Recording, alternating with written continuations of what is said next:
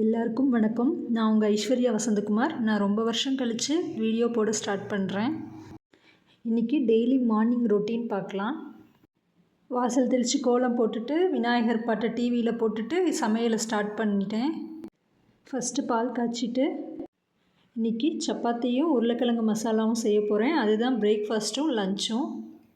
2 நேரத்துக்கு செய்கிறதுனால சப்பாத்தி மாவு பத்தாது. ஸோ அதனால் கொஞ்சம் கேப்ப மாவு சேர்த்துக்கிறேன். உப்பு போட்டுட்டு மாவு நல்லா பிசைஞ்சு எடுத்துக்கிட்டேன். இது ஒரு அரை மணி நேரம் ஊறட்டும்.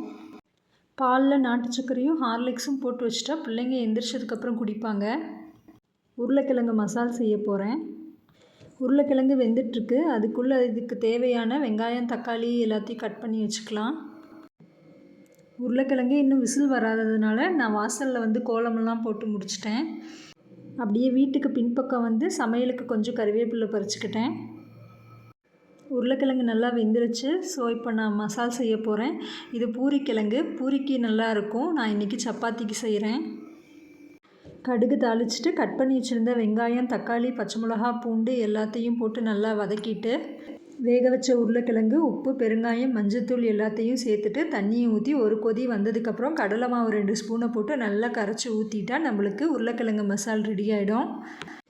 நல்லா 2 நிமிஷம் கொதிச்சதுக்கப்புறம் லாஸ்ட்டாக கொத்தமல்லி தலையை தூவி நான் இறக்கிக்கிறேன்.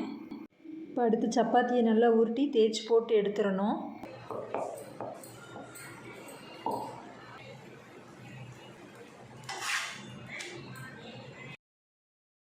என் பொண்ணுங்களுக்கு தலை சீவி முடிச்சுட்டு அப்படியே லஞ்ச் பாக்ஸ் பேக் பண்ண ஸ்டார்ட் பண்ணிட்டேன்.